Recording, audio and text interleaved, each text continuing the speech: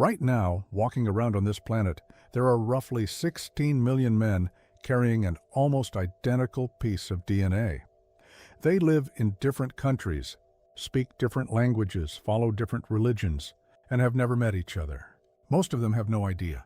But if you tested their Y chromosomes side by side, you'd find the same distinctive genetic signature repeating over and over, 16 million times. Across a stretch of Asia running from the Pacific coast to the Caspian Sea, every single one of them appears to descend from the same man. And there's a very good chance that man died almost exactly 800 years ago, somewhere in Mongolia, after conquering more territory than anyone in human history. Here's how scientists found him. In 2003, a team of geneticists published a study that had started as something completely routine, sampling Y chromosomes across Asian populations to map ancient migration patterns. The Y chromosome is useful for this because it passes down almost unchanged from father to son, accumulating only tiny mutations over generations, which makes it a kind of biological family signature you can trace backward through centuries. What they found didn't look like normal migration data. One specific Y chromosome lineage was showing up at wildly disproportionate rates across 16 different populations spread over an enormous stretch of Asia. Not 1 or 2%, the kind of number you'd shrug at. In some regions, it appeared in roughly 8% of men. Across the whole area studied, the researchers estimated it accounted for about 8% of the male population, which at the time worked out to roughly 16 million living men, or somewhere near 0.5% of every man alive on Earth. Nothing about ordinary human reproduction produces a pattern like that. For a single male lineage to spread that far that fast, something extraordinary has to happen. So the researchers worked backward. The mutation pattern let them estimate the lineage originated around 1,000 years ago. The geographic spread matched almost exactly the boundaries of the Mongol Empire, and the single highest concentration showed up in one very specific population, the Hazara people of Afghanistan, who have long held an oral tradition claiming direct descent from Mongol soldiers. The researchers were careful in their published conclusions, and it's worth being equally careful here. No one has ever tested Genghis Khan's actual remains because nobody knows where he's buried. His grave was deliberately hidden, and it has never been found.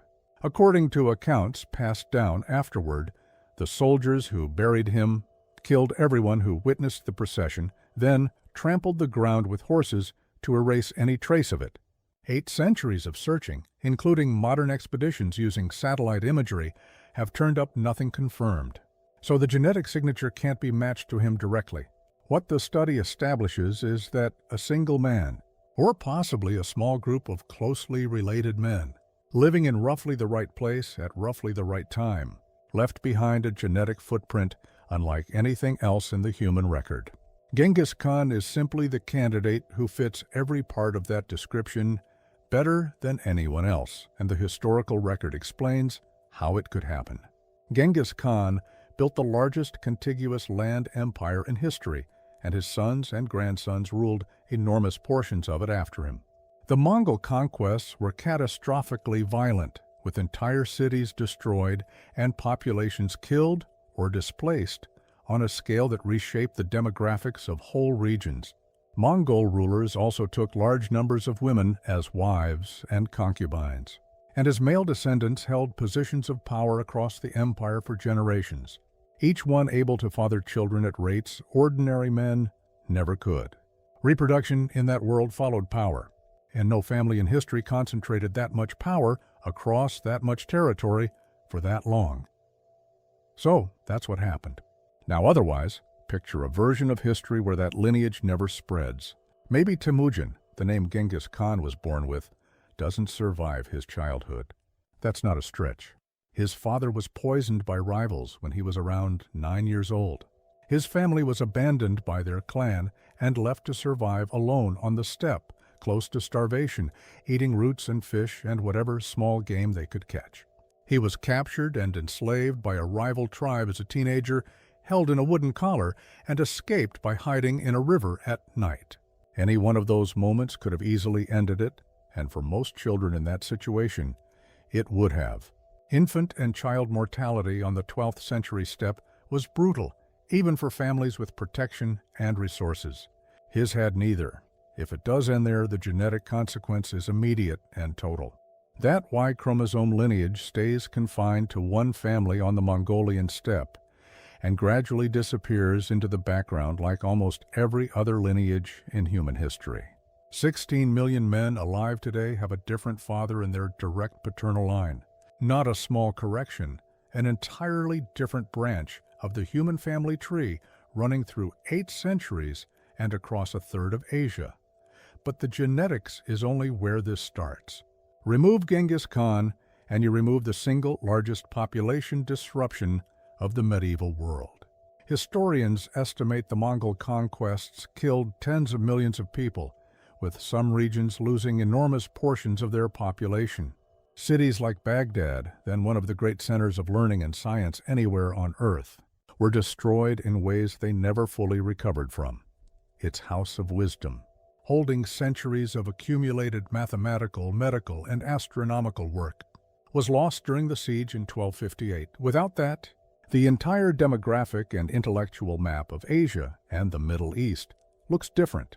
Populations that were devastated stay intact. Libraries that burned stay standing. Scholarly traditions that were interrupted continue without a break. And the centuries of scientific work that had been accumulating across the Islamic world keep building instead of being scattered and restarted.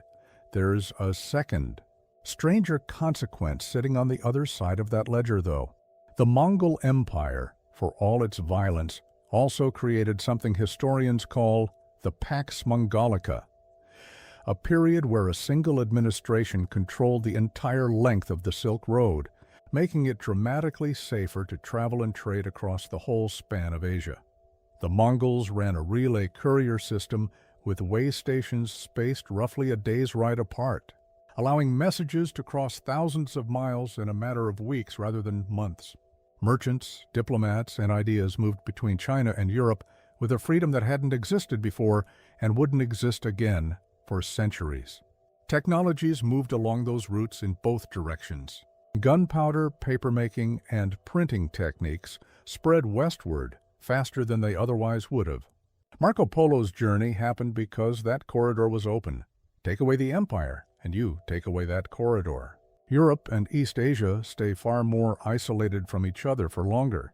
Technologies that reached Europe through Mongol-era exchange arrive later, or through slower, more fragmented routes, or possibly not at all in the same form.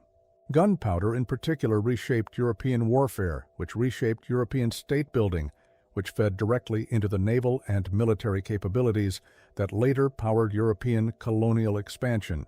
Slow that chain down by even a century, and the entire timeline of global history shifts with it.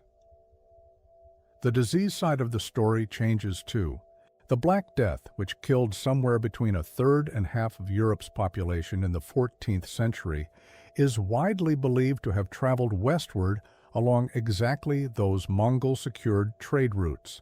Without the empire, the specific pathway that carried it into Europe when it did may not exist in the same form. That doesn't mean plague never reaches Europe. It had before and would again. But the timing, the speed, and the scale could all be very different.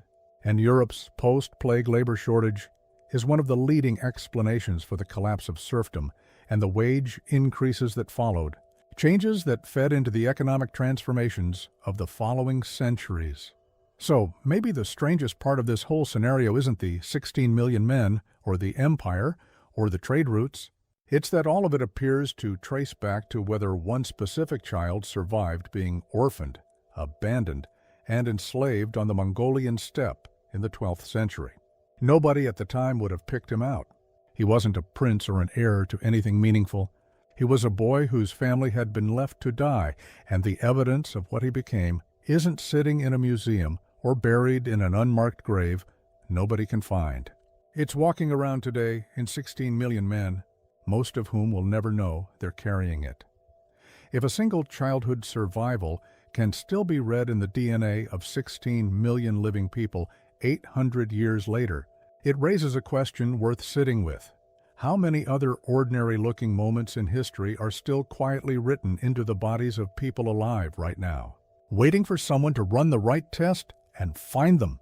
That's exactly where we're headed next time on Otherwise, into the history that's still hiding inside us.